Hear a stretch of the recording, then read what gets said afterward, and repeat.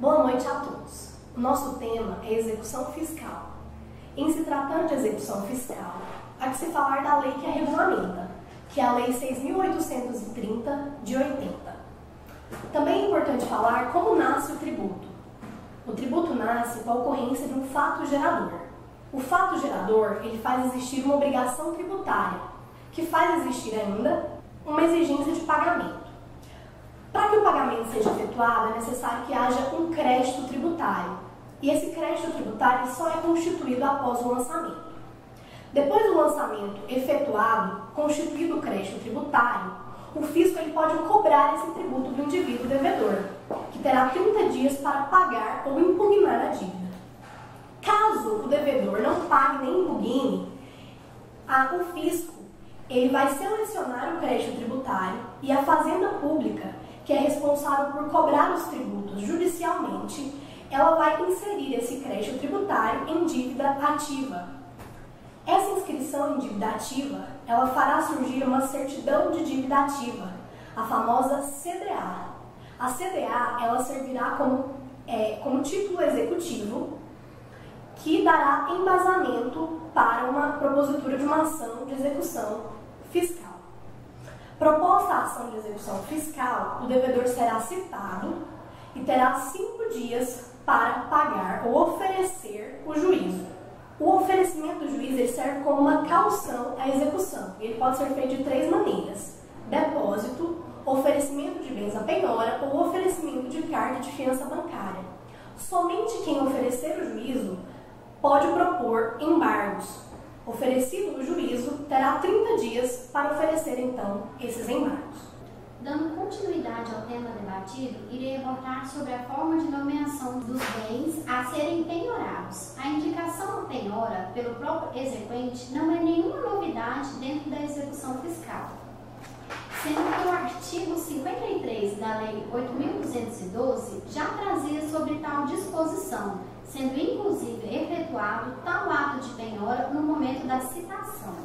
Devido ao silêncio da Lei de Execução Fiscal, aplica-se então o depósito no artigo 655 do Código de Processo Civil, fazendo aqui ressalva com relação ao pagamento da dívida, que continua no prazo de 5 dias. A ordem segundo tal artigo já citado é a seguinte: primeiro, dinheiro; segundo, título da dívida pública, bem como título de crédito que tenham cotação em bolsa, pedras e materiais preciosos, imóveis, navios e aeronaves, veículos, móveis ou semoventes, direitos e ações. Com relação à sentença, aquela que julgar procedente os embargos estará sujeita ao reexame, obrigatórios, cabendo ao magistrado remeter aos autos o tribunal competente, ainda que não seja interposta apelação.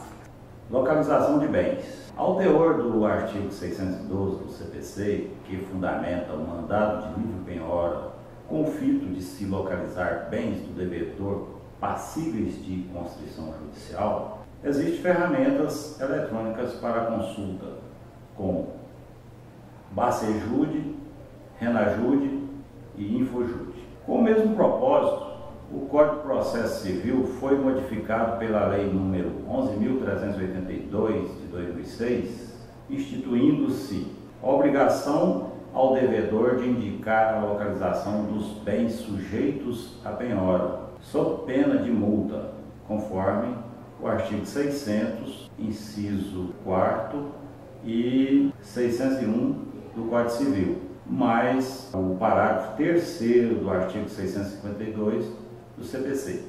Evidentemente, na execução, o Estado juiz atua para expropriar bens do executado para satisfação da dívida.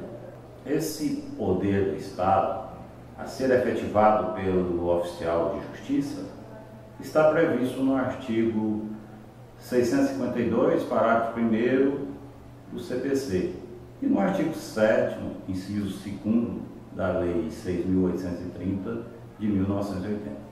Extrai-se do artigo 7º da Lei número 6.830 de 1980 que a determinação de penhora é consequência natural do procedimento de execução fiscal, devendo ser efetivada na modalidade mais adequada para a satisfação do crédito objeto da execução.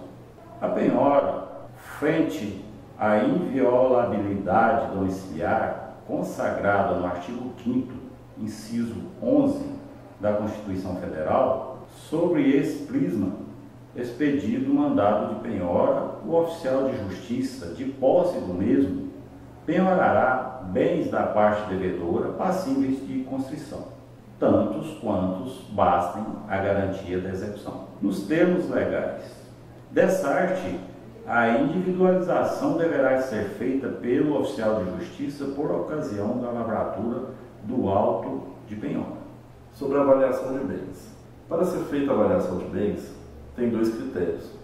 Quando é citado o réu para ser pago, o fisco, ele tem o direito de nomear os bens por conta própria e ele mesmo avaliar o valor que achar necessário.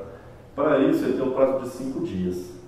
Para isso, o juiz dará parte ao credor se concorda ou não com o valor. Caso exceda acima dos 5 dias do prazo da citação, a nomeação de bens e a avaliação delas será feita por um oficial de justiça.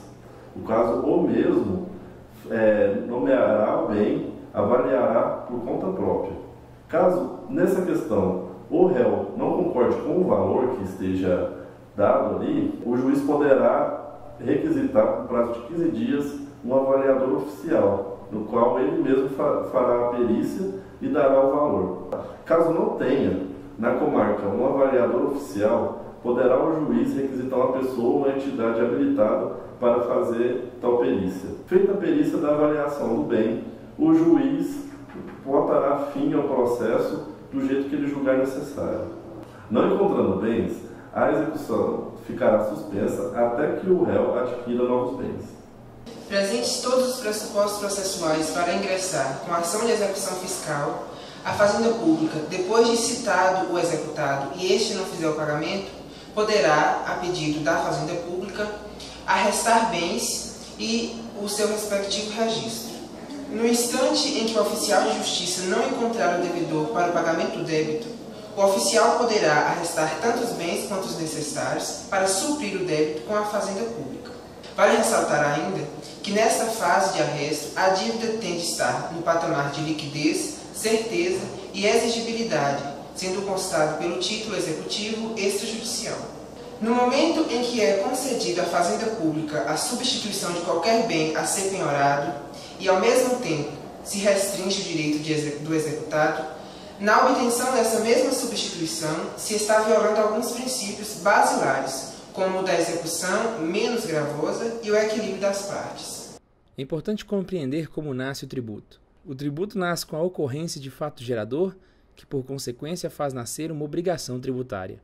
Existindo uma obrigação tributária, o fisco poderá exigir pagamento do tributo devido. Para isso, o fisco precisa de crédito tributário, que só passa a existir após a prática do lançamento. Constituído o crédito tributário, o contribuinte terá 30 dias para pagar ou recorrer administrativamente, apresentando impugnação. Caso não pague nem impugne o fisco, seleciona o crédito e a Fazenda Pública o inscreve em dívida ativa. É a Fazenda que faz a inscrição em dívida ativa, porque esta tem a competência de cobrar tributos judicialmente por meio da execução. O instrumento para se propor a ação de execução sempre é a existência do título executivo. Para os casos de execução fiscal, o título será incluído na dívida ativa. Uma vez proposta a execução fiscal, o contribuinte será autuado. Ocorre geralmente pelo correio. A citação invariavelmente se dá por aviso de recebimento. Após a autuação, é oferecido a ele o prazo de 5 dias para pagar ou garantir o juízo. Garantir o juízo é como uma caução à execução, que pode acontecer pelo depósito, oferecendo bens ou oferecer uma carta de fiança bancária. Somente a garantia do juízo dá respaldo para o oferecimento posterior de embargos à execução. Uma vez garantido o juízo, há prazo de 30 dias para oferecer os embargos à execução fiscal.